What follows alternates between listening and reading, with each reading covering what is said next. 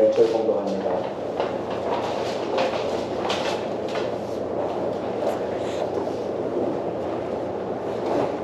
무릇 멍에 아래 있는 종들은 자기 상전들을 범사에 마땅히 공경할 자로 알지니 이는 하나님의 이름과 교훈으로 비방을 받지 않게 하려 함이라. 믿는 상전에 있는 자들은 그 상전을 해자라고 가볍게 여기지 말고 의자를 섬기게 하라. 이는 유익을 받는 자는 믿는 자요 사랑을 받는 자이라. 너는 이것을 가르치고 권하라. 누구든지 다른 교훈을 하며 다른 말 곧 우리 주 예수 그리스도의 말씀과 경건에 관한 교훈을 따르지 아니하면 그는 불안하여 아무것도 알지 못하고 변론과 언쟁을 좋아하는 자니 이로써 투기와 분쟁과 비방과 악한 생각이 나며 마음이 부패하여지고 진리를 잃어버려 경건을 이익의 방도로 생각하는 자들의 다툼이 일어나느니라. 그러나 자족하는 마음이 있으며 은근히 큰 이익이 되느니라. 우리가 세상에 아무것도 가지고 온 것이 없음에 또한 아무것도 가지고 가지 못하리니 우리가 먹을 것과 입을 것이 있은즉 부족한 줄로 알 것입니다. 구하려 하는 자들은 시험과 온모와 여러 가지 어리석고 해로운 욕심에 떨어지나니 곧 사람으로 파멸과 멸망에 빠지게 하는 것이라. 돈을 사랑하니 일만하게 뿌리가 되나니 이것은 당연한 자들의 미혹을 받아 믿음에서 떠나 많은 근심으로써 자기를 찔렀더라. 아멘. 아멘. 우리 바울이 말씀을 하시면서 경건을 왜곡하는 경건의 개념에 대해서 경건이 무엇이다 라고 말하는 그 경건을 잘못 왜곡해서 듣고 있는 사람들에게 참된 경건이 무엇인가를 바울은 6장 1절부터 10절 말씀을 통해서 참된 경건이 무엇인가라고 말씀을 하고 있습니다. 참된 경건이 보면 6장 6절 말씀을 한번 같이 읽어볼게요. 6절입니다. 같이요. 시작. 그러나 자족하는 마음이 있으며 경건은 큰 이익이 되느니라. 자족하는 마음이 있으면 경건이 큰 이익이 된다. 이 말씀을 바울이 하게 된 이유가 뭐냐면 6절을 하게 된 이유가 6장 1절에 보면 멍에 아래 있는 종들아 이렇게 이야기를 하죠. 이 바울이 지금 편지를 하고 있는 디모데, 그리고 디모데가 섬기고 있는 에베소 교회 안에는 종으로 있다가 예수님을 영접한 사람들이 교회 안에 들어와 있는 사람들이 있었어요. 그런데 그들의 상전이 그들의 주인격인 사람들이 또 그 교회 안에 있었거든요. 그러니까 교회 안에 상전, 주인과 종이 함께 생활을 하고 있었어요. 함께 신앙생활을 하고 있었습니다. 그 당시에 종의 개념은 어떤 개념이냐면 우리로 말하면 사장님과 직원 이런 관계가 아니에요. 이보다도 더 못한 관계. 종이라고 하는 것은 주인의 소유물이에요. 생명까지도 주장할 수 있는 그 사람의 생사를 주관하는 사람이 주인이에요. 자, 그런 사람이 여기 함께 같이 교회에서 예배를 드리게 되는 거죠. 자, 그러니까 종의 입장에서는 어떻게 생각하냐면 이렇게 생각할 수 있어요. 우리 상전이 하나님을 믿고 나도 하나님을 믿게 됐으니까 상전이 나를 좀 잘 봐주지 않겠는가, 좀 배려해주고 생각해주지 않겠는가, 먹을 것도 더 풍성하게 주고 나에게 뭔가를 좀 남들보다도 좀 더 낫게 주지 않겠는가, 이런 생각을 하지 않겠어요. 그러다 보니까 일에 대해서도 주인은 나를 좀 봐줄 거다 이런 생각을 가지고 있었던 것 같아요. 그러다 보니까 자기가 맡겨진 일에 대해서 최선을 다하지 않았어요. 충성하지 않았어요. 그래서 성경에 보면 에베소서에 보면 눈가림으로 했다라는 말이에요. 눈가림으로 대충 왜? 우리 교회에 나오시니까 내 주인이 교회에 나오니까 이렇게 대충 해도 봐줄 거다. 그래서 최선을 다하지 않은 공정성을 잃어버렸습니다. 이렇게 종이 공정성을 잃어버린 데는 그만한 이유가 있습니다. 그냥 그런 게 아니고 바울이 이야기를 보면 3절에 보면 다른 교훈이 교회 안에 들어와 있었기 때문에 바울이 그들에게 전한 바른 예수님의 말씀 그리고 경건에 대한 바른 교훈을 사람들이 따르지 않았어요. 그래서 자기들이 생각하는 방식대로 그대로 행동을 했기 때문이에요.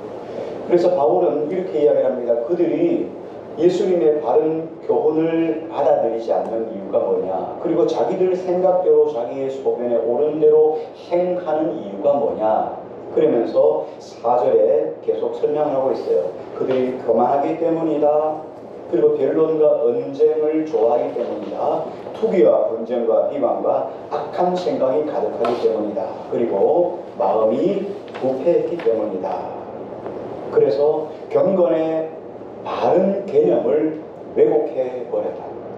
마치 우리가 눈이 나빠지면 다른 사람을 잘 분별이 안 되는 것처럼 그런 거예요. 그래서 바른 개념이 아니고 다른 교훈이 들어오다 보니까 바른 경건에 대한 개념이 일그러져 버린 거예요. 그래서 종이 그냥 주인의 눈에 대충하고 공정성을 잃어버린 이런 행위가 들어왔다는 거예요. 그래서 바울은 이들에게 바른 경건의 개념을 설명해 줘야 될 의무가 있었던 거죠. 그래서 바울은 디모데에게 바른 경건이 무엇인가를 그들에게 전하고, 또 디모데는 에베소 교회에게 바른 교훈에 관한 말씀을 전달해야 될 의무가 있었던 거죠. 그래서 6절에 보면 자족이라고 하는 말을 썼습니다. 자족하는 마음이 있으면 경건은 큰 이익이 된다. 자, 그러면 자족을 경한 경건이 우리의 큰 이익이 된다라고 말하는데, 자족이라는 게 뭘까요? 자족이라는 말은 스스로 족하게 여긴다라는 뜻이에요. 내가 원하는 만큼의 재물이 없어도 그냥 많으면 많은 대로, 적으면 적은 대로 불평하지 않고 만족하는 마음의 자세를 가지고 우리는 자족이라는 말을 썼습니다. 빌립보 4장에 보면 바울이 자족에 관한 정의를 그냥 한 번에 딱 결론을 내려주고 있어요. 바울은 실상 자족에 관해서는 전문가 같은 수준이에요. 빌립보서 4장 11절 12절에 보면 바울이 이렇게 말을 합니다. 내가 궁핍함으로 말하는 것이 아니니라. 바울이 사람들에게 이렇게 말하는 거죠. 내가 이런 말을 하면 사람들이 자기가 가지고 있는 것이 없으니까 없는 사람입니까? 없는 대로 사십시오. 이렇게 생각하고 말하는 사람이 있을까봐 말하는데, 내가 궁핍함으로, 내가 없기 때문에 말하는 것이 아니라 어떠한 형편이든지 나는 자족하기를 배웠노니 나는 비천에 처할 줄도 알고 풍부에 처할 줄도 알아. 모든 일 곧 배부름과 배고픔과 풍부와 궁핍에도 처할 줄 아는 일체의 비결을 배웠노라. 나한테 좀 물어봐. 이 이야기 전문가라는 얘기죠. 풍성할 때는 풍성한 대로 살면 돼. 풍성한 대로 살고, 또 없으면 없는 대로 살고, 나는 그 어떤 삶에 갖다 놓아도 내가 그 삶을 잘 살아갈 만한 일체의 비결, 능력을 내가 얻었다는 거예요. 이 말을 시편의 언어로, 시편에 있는 말씀으로 연결을 해서 소개를 해드리면, 시편 34편 9절에 보면 이렇게 이야기를 합니다. 너희 성도들아 여호와를 경외하라. 그를 경외하는 자에게는 부족함이 없도다. 하나님을 경외하는 자에게는 부족함이 없다는 게 자족이라는 말하고 연결됩니다. 이 이야기를 잠언 성경의 표현으로 다시 한 번 더 설명을 하면, 잠언 15장 16절 보면 이렇게 말씀을 합니다. 가산이 적어도 여호와를 경외하는 것이 크게 부하고 번뇌하는 것보다 나으니라. 잠언은 두 진영을 대조했잖아요. 가산이 적은 사람, 그리고 가산이 크게 부한 사람. 근데 가산이 적은 사람은 여호와를 경외해요. 가산이 많은 사람은 부하지만 번뇌해요. 자, 여러분 어때요? 여러분 둘 중에 하나만 선택해야 된다면 여러분 어떤 걸 선택하겠어요? 당근이죠. 부하고 번뇌하는 게 낫다고 생각하겠죠. 죄송합니다. 아니군요. 가난해도 여호와를 경외하는 게 좋으시군요. 아멘. 예, 있습니다. 아멘. 그래요. 이게 자족의 경건이에요. 가산이 적어도 여호와를 경외하는 것이 구하고 번뇌하는 것보다 낫다. 돈이 많으면 도둑이 될 염려가 있잖아요. 동록이 먹을 염려가 있잖아요. 그래서 근심하는 거예요. 번뇌하는 거예요. 제가 그림 하나를 소개해드리려고 합니다. 잠깐만 기다려주시겠습니다.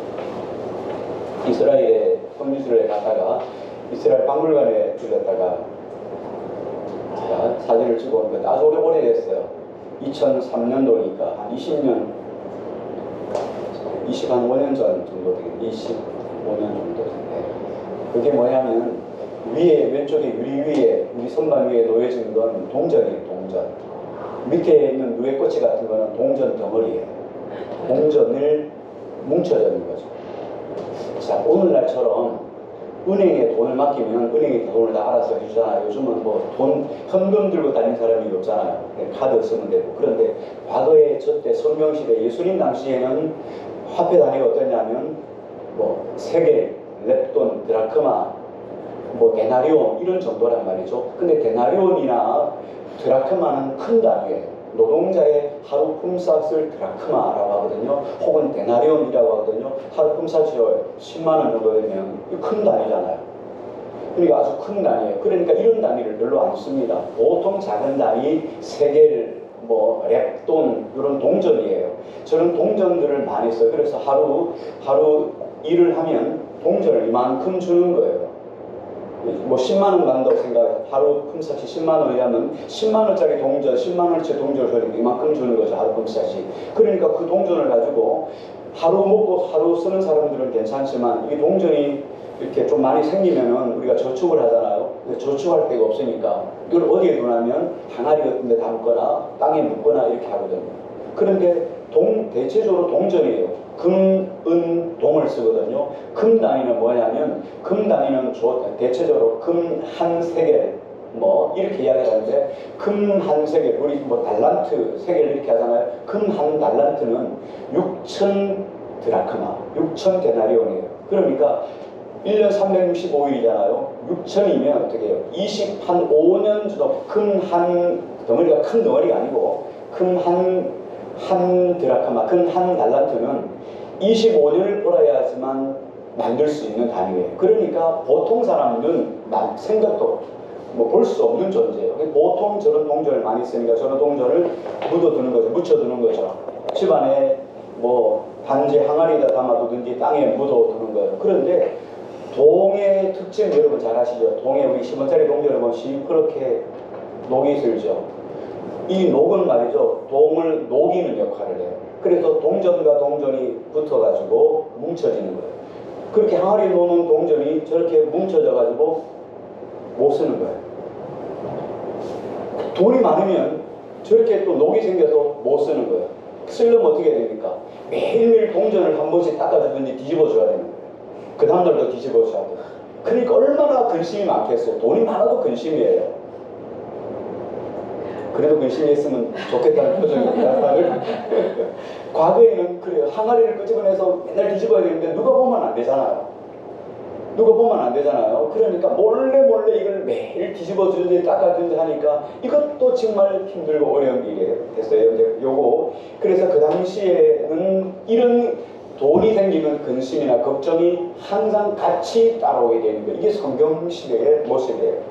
자, 그러면서 성경은 이렇게 말합니다. 여호와를 경외하면 부족함이 없다는 거예요. 근심이나 두려움이 없다는 거예요. 무엇을 먹을까? 무엇을 입을까?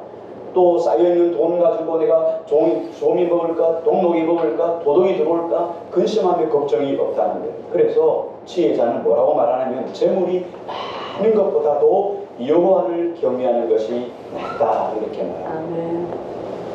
그러므로 우리가 자족하는 은혜를 받으려면 어떻게 해야 되냐? 탐욕이 없어지면 돼요. 욕심이 없어지면 자족할 수 있어요. 왜 탐욕을 버리고 자족해야 되냐라고 바울이 디모데에게 말씀하는 내용은 두 가지예요. 탐욕을 버리고 자족해야 될 이유가 두 가지인데 우리 6절, 7절 말씀 보겠습니다. 6장 7절입니다. 같이요. 시작. 우리가 세상에 아무것도 가지고 온 것이 없으며 또한 아무것도 가지고 되니 예, 우리가 이 세상에 태어났을 때, 이 세상에 하나님이 보내주셨을 때 우리가 어떻게 왔죠? 예, 알몸으로 왔어요. 뭐 부잣집에 태어났대서 비단 옷을 입고 태어난 게 아니란 말이에요. 누구나 예외 없이, 부자나 가난한 사람 다 예외 없이 태어날 때는 다 알몸으로 태어났다. 이 이야기는 뭐예요? 알몸으로 왔다가 알몸으로 가는 존재라는 게 뭡니까? 아무것도 가져온 것이 없으면 또한 아무것도 가져가지 못하리라. 이 말은 가져온 것도 없고 가져가는 것도 없는 것이 인생이다 이 말이에요. 그러므로 이 땅에서 우리가 무언가를 더 가져가려고 하고 무언가를 더 가지려고 하는 이 모든 수고가 다 뭐하다는 거예요? 부질없는 것, 헛된 것을 우리가 붙잡고 살아간다는 거예요. 전도서 1장 2절 3절 전도자가 이르되 헛되고 헛되며 헛되고 헛되니 모든 것이 헛되도다. 해 아래에서 수고하는 모든 수고가 사람에게 무엇이 유익합니까? 전도자는 인생의 실상을 알았습니다. 우리 인생은 무에서부터 와서 무로 돌아가는 것이 우리 인생이다. 그러면 우리가 인생을 살아가면서 우리에게 뭔가가 주어졌다면 그건 적든지 많든지 혹은 어떤 자리에 있든지 어떤 종류의 것이든지 이건 다 어떻게 해요?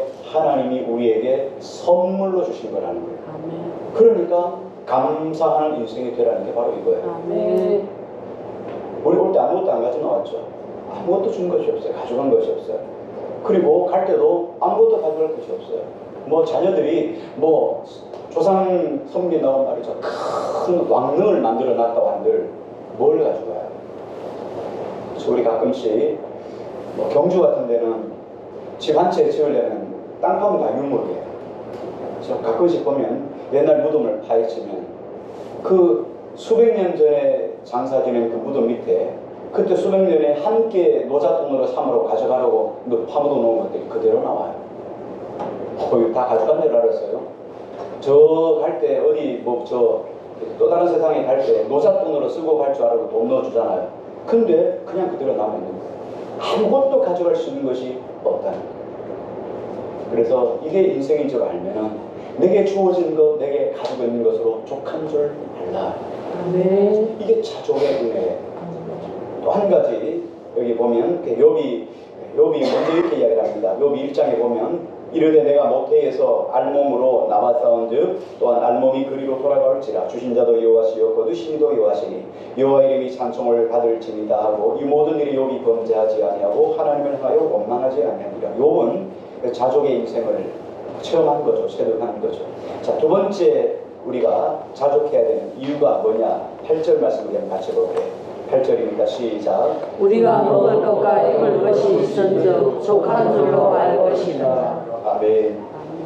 바울은 전도자의 어떤 영성 그리고 욥의 영성을 그대로 물려받았어요. 그래서 바울은 이렇게 이야기를 합니다. 우리 인생이 입을 것과 먹을 것이 있다면 그것으로 충분하다. 다시 말하면 삶에 필요한 소박한 것 정도만 있다면 우리가 자족할 수 있다는 거예요. 여러분, 먹을 것과 입을 것은 뭐예요? 우리 삶 속에 생필품이죠. 꼭 있어야 될 것 같아요. 먹을 거 없으면 안 되잖아요. 입을 것도 없으면 안 되잖아요. 먹을 것, 입을 것 우리 인생에서 최소한의 생필품, 기본적인 생필품이에요. 기본적인 생필품만 있으면 만족하는 것이 자족의 경건이다. 이 이야기예요. 그래서 성경은 우리 핵심적으로 말씀하시는 건 뭐냐면 우리 인생의 진정한 만족은 하나님으로부터 말미암고 위로부터 주어지는 것이라는 거예요. 여러분, 우리 인생을 한번 생각해 보시기 바랍니다. 하나님으로부터 만족하고 자족하지 않으면 이 땅에서 그 어떤 것을 주어도 결단코 만족할 수 있는 인생은 한 사람도 없어요. 여러분, 얼마나 가져야 만족할 것 같아요? 여러분, 얼마나 가져야 만족할 것 같아요? 여러분, 얼마나 있으면 만족할 것 같아요? 세계적인 거부였던 록펠러 재단의 록펠러가 얼마나 부동산으로 많은 돈을 벌었습니까? 록펠러에게 물어봤어요. 얼마나 있으면 돈 걱정, 돈 변신 안 하겠습니까? 자기는 많이도 필요 없고 요만큼만 더 벌 거야. 요만큼이 얼마예요? 우리 인생은 그래요. 항상 요만큼만 더 있으면 좋겠다. 그래서 하나님으로부터 만족해야 돼요. 아멘. 내 안에 예수 그리스도를 통하여 자족하지 않으면 결단코 이 땅 가운데서는 늘 굶주림, 늘 목마름으로 살아가는 것이 우리 죄된 인생의 본질이라는 거예요. 그래서 이런 가르침을 붙잡기 위해서 요담과 무덤이 우리에게 가르쳐준 메시지는 뭐냐면 벌거벗은 인생이 빈손으로 와서 빈손으로 가는 인생 무상을 늘상 기억하는, 이 땅에서 막 좀 더 가지려고 싸우고 몸부림치고 시기하고 질투하고 그런데 인생에 팔리고 마지막 순간에는 아무것도 없이 가는 거예요. 야, 내가 그걸 위해서 내가 그렇게 살아왔는가. 얼마나 인생이 고무해. 그러니까 주어진 인생에 감사하고 누리며 살라는 거예요. 아멘. 그렇다면 만약에 우리가 자족하지 않고 살게 되면 어떻게 될까? 만약에 나는 자족하기 싫어요. 나는 뭐 더 많은 것들을 갖고 싶어요. 이렇게 말할 수 있잖아요. 여러분 심령으로 말할 수 있지만 자족하지 않으면 어떤 일이 되냐? 세속적인 욕망에 빠지게 됩니다. 그 세속적인 욕망이 뭡니까? 9절 말씀이에요. 9절 같이 읽을게요. 같이 시작. 관리하는 자들이 시험과 올무와 여러 가지 어리석고 해로운 욕심에 떨어지나니 곧 사람으로 판별과 멸망에 빠지게 하는 것이다. 네, 자족하지 않고 구하기를 원하는 사람들의 결론, 구하기를 원하는 사람들의 미래는 이거밖에 없어요. 파멸과 멸망. 파멸과 멸망에 빠집니다. 파멸은 있는 상태에서 무너지는 걸 말하고 멸망은 사라지는 걸 말합니다. 이게 없어져 버립니다. 부자가 되려는 사람들은 항상 뭘 움켜쥡니까? 시험, 올무, 그리고 여러 가지 욕심을 붙잡고 살아갑니다. 그래서 야고보 사도는 이렇게 구해지려고 하는 사람들에게 경고를 하죠. 야고보서 1장 14절에 보니까 오직 각 사람이 시험을 받는 것은 자기 욕심에 끌려 미혹됩니다. 부하게 되려고 하는 사람들이 시험에 빠지는 이유는 하나님 때문이 아니라 자기 욕심 때문에 미혹에 빠진다는 거예요. 하나님이 그렇게 했어요? 아니요. 하나님이 절대 그렇게 말씀하지 않죠. 바울의 일을 통해서 하나님 주신 메시지는 자족하라는 거예요. 있는 것으로 족한 줄 알라. 그런데 사람들이 스스로 구하려고 애쓰고 힘쓰다 보니까 시험에 빠지고 올무에 빠지고 욕심에 잡혀 살아가는 거예요. 자, 여러분 우리 인생에 이런 욕심에 빠지게 되면 불사각오의 삶을 살아가게 됩니다. 어떤 일에든지 내가 어떤 비용이라도 지불하고 부자가 되려고 하는 그런 각오가 생겨나게 돼요. 자, 그러면 어떻게 됩니까? 죄를 짓는 것도 겁이 안 나요. 왜? 내가 부자가 돼야 되니까. 그래서 죄 짓는 것도 걱정 없이 망설임 없이 그냥 죄를 지으면서도 부자가 되는 욕망 속에 빠지게 되는 거죠. 결국은 그 자리 어디입니까? 마귀가 파놓은 올무 함정 빠지는 거예요. 다 사람들의 결론이 그리로 가게 되는 거죠. 부자가 되려는 사람들이 가지고 있는 욕망, 욕심, 그리고 멸망은 패키지입니다. 항상 같이 다녀요. 욕심하고 멸망은요, 이게 따로 떼놓을 수가 없는 거예요. 하나의 패키지예요. 한 세트예요. 우리 10절 말씀을 한번 같이 볼까요? 그렇게 된 이유가 있습니다. 10절요. 시작. 돈을 사랑함이 일만하게 우리가 되나니 이것을 탐내는 자의 미혹을 받아 믿음에서 떠나 많은 것임으로써 자기를 실렸도다. 돈을 사랑하는 것이 모든 악의 뿌리이기 때문에. 자, 돈 사랑하는 걸로 간단히 끝나는 문제가 아니라 이 돈 사랑의 결국은 어디예요? 돈 사랑은 뿌리예요, 뿌리. 근데 모든 악이 탄생하는 것이 어디로부터요? 돈 사랑하는 것부터 나온다는 거예요. 이 돈 사랑 때문에 열매가 맺어지는 것들이 다 우리가 가지고 있는 사회 악들이에요. 돈에 대한 사랑은 내가 돈과 함께 살고 돈사가 되겠다는 결심이에요. 돈을 사랑한다는 말은 내가 돈을 위해서 살아가고 돈을 위해서 죽겠다라는 말과 같아요. 바울이 뭐라고 고백했습니까? 자족하는 인생은 뭡니까? 내가 사나 죽으나 누구의 것이에요? 죽어도 주를 위해서 죽고 살아도 주를 위해서 죽고 살고. 그러니까 인생이 이렇게 돈을 사랑하는 것과 하나님 사랑하는 것이 이렇게 확연하게 확실하게 달라집니다. 결국 부자가 되려고 하는 사람은 돈을 추구하는 것이 아닙니다. 돈을 추구하는 것이 아니고 돈을 사랑하는 것이에요. 돈에게 자신을 내주면서까지 부자가 되려고 하는 자의 마음을 돈이 꽉 붙잡고 있어요. 그래서 그 사람의 삶을 주관하는 거예요. 생각을 주관하고 행동을 주관하고 돈이 그 사람의 인생을 딱 주관하는 거예요.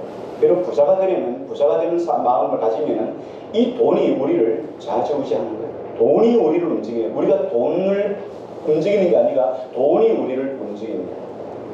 그럼에도 불구하고 이 세상에 많은 사람들이 돈에 대한 사랑이 식을 줄 몰라요. 돈을 얼마나 사랑하는지, 돈에 대한 열정 사랑이 식을 줄 몰라요. 그래서 바울은 돈을 사랑함이 일만하게 뿌리라, 이렇게 경고를 하는 거예요. 여러분, 이거 대단한 선언인데요. 이게 바울이 세상을 바라보는 잣대입니다. 바울이 세상을 바라보는 안경, 세상을 바라보는 선언이에요. 세상은 돈을 사랑한다. 그리스도인들은요, 하나님을 사랑합니다. 이 차이예요.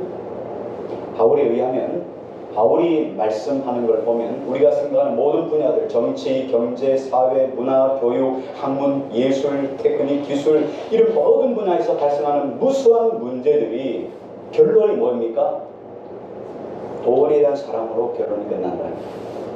자, 여러분 한번 생각해 보시기 바랍니다. 모든 문제는 다 뭐 때문이에요? 돈 때문에. TV에 선전에 나오는 간 때문이 아닙니다. 돈 때문이에요. 자, 돈 때문에 부모도 살해해요. 여러분, 옛날보다 더 많아졌죠. 옛날에도 그런 일이 있었습니다. 없었던 게 아니에요. 옛날에도 있었어요. 근데 요즘은 더 비일비재했어요. 왜? 여러분, 그걸 보면서 여러분 뭘 느낍니까? 뭘 느낍니까? 마귀의 세력이 더 강해졌다는 걸 여러분 느끼셔야 돼요. 마귀가 얼마나 우리의 심령 속에 돈을 사랑하는 마음, 강력한 마음을 주었다면 부모를 살해할 수 있을까? 마귀의 세력이 여러분 점점 강해지는 시대에 우리가 살고 있어요. 정신 차리지 않으면 안 돼요. 과거처럼 이런 믿으면 우리는 다 돈의 이런 노예가 될 수 있어요. 더 강해져야 돼요. 시대가 악해질수록 여러분 믿음이 더 커져야 되는데 옛날 믿음 가지고 이런 삶은 여러분 다 넘어갈 수밖에 없는 거예요. 그래서 정신을 차리고 만물의 마지막에 가까웠으니 정신을 차리고 근신하고 깨어 기도하라는 게 이 말씀이에요. 아멘. 돈 때문에 부모 죽이는 거 간단합니다. 돈 때문에 친구 배신하는 거 밥 먹듯 하잖아요. 여러분 그런 거 비일비재하게 보잖아요. 여러분 돈 때문에 음식물에 독극물도 막 넣습니다. 남이야 먹고 죽든 말든 여러분 돈 넣습니다. 그런 일들 여러분 자주 보죠. 맥주 원래가 뭐 오줌도 많고 김장하는 몸이 이런 막 가슴 막 몸에 들어가기도 하고 말이죠. 뭐 때문이야? 돈 때문이 아니겠어요? 위생 다 처리하면서 돈이 비싸지니까 뭔가를 더 많은 이익을 낳아요. 돈 때문이 아니겠어요? 돈 때문에 거짓말도 진짜인 것처럼 잘 포장해서 말하는 시대에 살고 있습니다. 돈 때문에 욕설합니다. 돈 때문에 폭력도 합니다. 돈 때문에 사기꾼과 협착을 합니다. 멀쩡한 주부가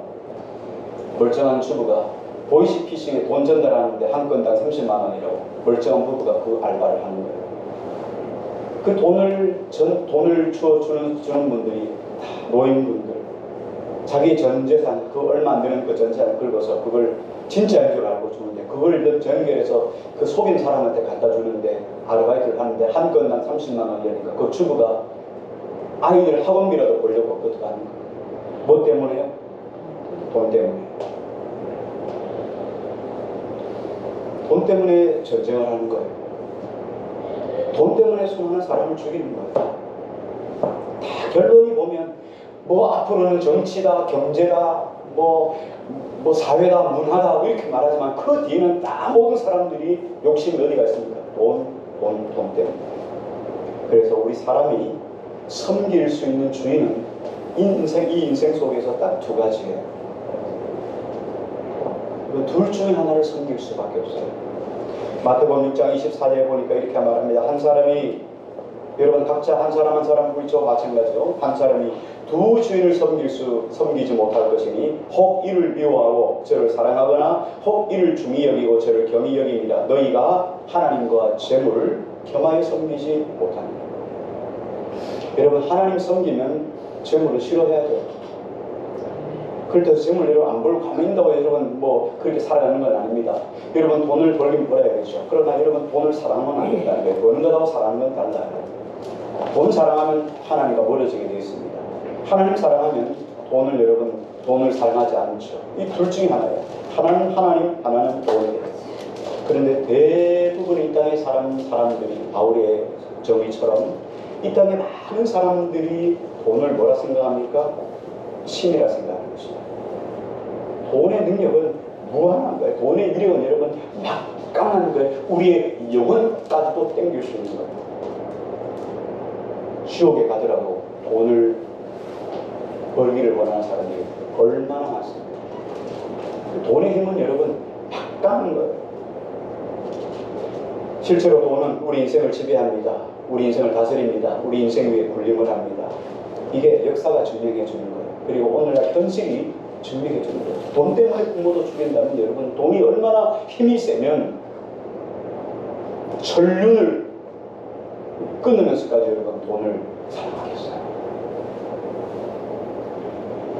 여러분 우리가 돈 이야기하니까 하나님 사랑, 돈 사랑 이렇게 말하니까 우리 돈만 이야기한다고 생각했는데요. 하는데 여러분 돈이라는 걸 여러분 거기에 조금 살을 조금 붙여봅니다.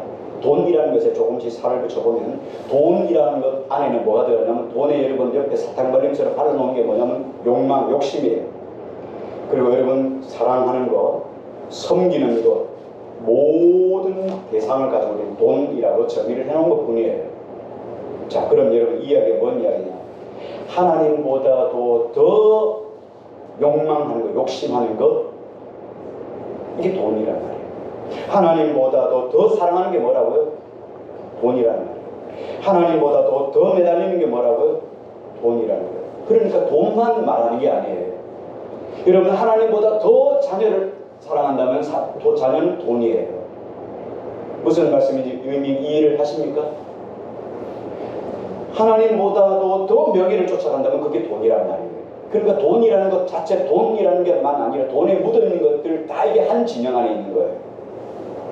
내가 자녀를 더 사랑합니까? 하나님보다 자녀를 더 사랑합니까? 하나님보다가 내가 더 명예를 더 사랑합니까? 하나님보다 다른 사람보다 으뜸되기를 원합니까? 다 돈이에요. 다 욕심에 이끌려서 멸망에 빠지는 거예요. 이게 한 패키지라는 거예요. 이 다 안에 있어요. 결국은 이게 사랑의 도구가 되면, 이게 사랑의 목적이 되면 하나님은 뒷전으로 밀려가는 거죠. 그리고 나서 어떻게 합니까? 나머지는 전부 다 도구나 수단에 불과한 거예요. 자, 돈, 여러분이 추구하는 거, 예를 들어서 세상이 추구하는 거, 돈, 명예, 으뜸되는 거 다 포함되어 있겠죠. 다 있겠죠. 그런데 이걸 여러분 사랑하고 쫓아가다 보면 나머지 뒷순이에요. 그것 때문에 사람을 뭐로 생각합니까? 수단이나 도구로 사용하는 거예요. 나머지 다 수단과 도구예요. 왜? 내가 추구하는 게 있습니까? 내가 추구하는 게 거침돌은 다 도구, 수단이에요. 부모, 도구가 수단이에요. 세상 사람, 친구, 이웃 다 수단과 도구예요. 더 나아가면 하나님도 수단에 불과한 거예요. 하나님도 도구에 불과한 거예요. 내가 필요할 때 기도하면 진이야 펑 주인님 뭘 도와드릴까요?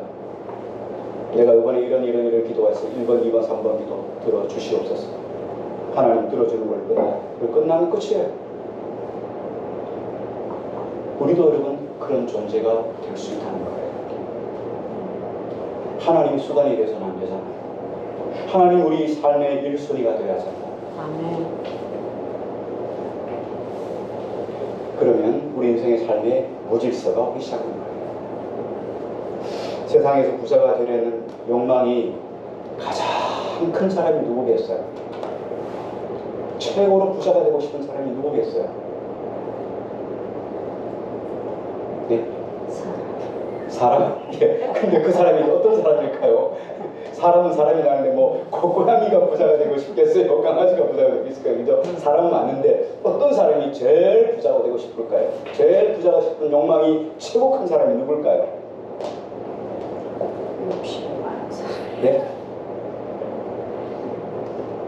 이재영이요. 예? 이재영. 이재용. 예, 그죠? 예. 그래, 이재용. 근데 이재용보다 더 부자가 되고 싶은 사람이 있어요. 김선수 권사님도 세 발의 피입니다. 더 센 사람이 있어요. 자, 앞에서 6장 1절에서 6장 1절 한번 같이 읽어볼까요? 같이 읽을게요. 시작. 무릇 몸에 안에 있는 종들이 자기 상현들 사이에 마땅히 공경할 줄을 알지니 이는 하나님의 이름과 교훈을 일방에 받지 않으라. 예, 여기 보면 종하고 여기 부자가 되는 것하고 말씀이 1장 1절하고 5절하고 연결이 된 이유가 뭘까요? 왜 한 단락 속에 같이 넣어놨을까요? 그럼 우리가 이 말씀을 5절에부터 쭉 말씀 부자가 되는 것을 말씀을 한 이유가 있겠죠? 여러분, 부자가 되고 싶은, 가장 부자가 되고 싶은 욕망이 제일 큰 사람이 누구겠어요? 종이겠죠. 그렇죠. 이건 종이에요. 종은 무언가를 가지고 싶은 욕망이, 가지고 싶은 욕망이 너무나 그 외에 자기 것이 하나도 없으니까. 여러분, 통장에 돈이 하나도 없다 생각해 보세요. 그러면 돈에 대한 집착이 얼마나 커지겠어요. 내가 높아지려고 하는데 좀 높아지지 않는 낮은 자리에 있으니 여러분, 높아지는 욕망이 얼마나 크겠어요. 내가 명예를 이만큼 원하는데 내가 명예가 별로 없어요. 여러분, 그 명예를 향한 추구하는 욕망이 얼마나 크겠어요. 난 사람들이 강빨 날리고 싶고, 내가 사람들한테 아이고 무슨 장님 이렇게 장자를 받기를 원하는데 난 그런 자리에 못 있으면 여러분 얼마나 이러면 목마르겠어요. 그게 가장 욕망이 큰 사람이 종이란 말이죠. 종은 여러분 자기 생명도 자기 것이 아니에요. 그러니까 주인의 소유물이란 말이죠. 그러니까 빈털터린 이 인생이 가지고 싶은 욕망이 얼마나 크겠어요. 자, 그런데 바울이 뭐라고 말하냐면 그 욕망이 가장 큰 종에게 욕망을 채워주는 것도, 그에게 신분의 상승을 해주는 것도, 그에게 부족한 것들을 채워주는 것도 아니고, 바울이 그에게 권면하는 건 뭡니까? 1절에 뭐라고 이야기하죠? 상전에게 뭐하라고요? 범사에 마땅히 공경. 공경할 자에게 상전을 공경하라. 다시 말하면 이건 뭔 말이냐면, 너 노예의 신분을 가지고 있더라도 너 정말 돈에 대해서 막 없으니까 목마르고 힘들고 어렵지. 그런데 너 돈 가지려고 그 어떤 돈에 대한 사랑을 불태우지 말고 너 상전을 주님처럼 사랑하고 섬기라. 이게 뭐라고요? 경건이란 말이에요. 이게 우리의 신앙이란 말이에요. 이게 우리가 가져야 될, 본받아야 될, 추구해야 될 믿음이라는 거예요. 이게 바로 자족하는 경건이에요. 여러분, 우리가 이 종들처럼 이 메시지를 받은 종이 이 바울의 권면을 받아들였을 때 이 종은 얼마나 위대한 존재가 되겠어요. 세상에서는 그냥 종이에요. 세상 사람들이 다 치탄하고 별 것 없는, 별 볼 없는 존재로 여기는 종이에요. 그러나 하나님 안에서는 최고의 경건의 사람인 거예요. 내가 욕망한 것이 너무너무 많지만 그럼에도 불구하고 나는 상전을 하나님처럼, 예수님처럼 섬기고 공경하는 거예요. 이게 하나님이 종들에게 말하는 경건이에요. 종도 이렇게 경건한 거예요. 종도 삶을 통하여서 경건을 보여주는 거예요.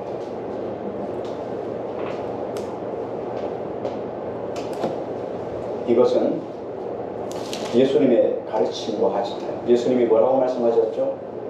너희 가운데 으뜸이 되고자 하는 자는 뭇사람의 종이 되고.